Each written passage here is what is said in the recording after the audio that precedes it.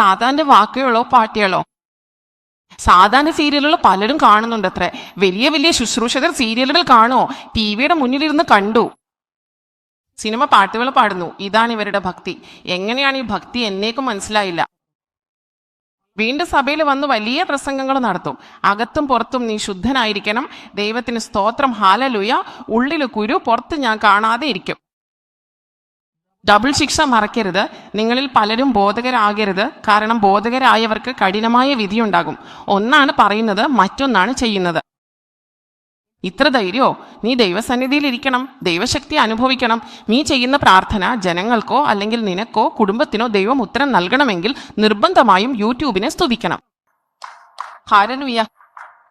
ദൈവത്തിന് നഗരത്തിലെ വേഷധാരണകൾക്ക് ഒരു ഉപയോഗവും ഇല്ല. മനുഷ്യരെ ഞങ്ങൾ വഞ്ചിക്കുന്നു.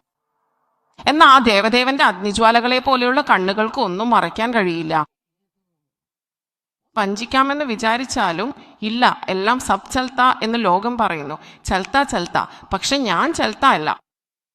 ദൈവത്തോട് ഇവയൊന്നും നടക്കില്ല. അത് നിനക്കറിയാം. നീ നിർബന്ധമായും വിജയവും ആത്മീയ ജീവിതവും നേടും.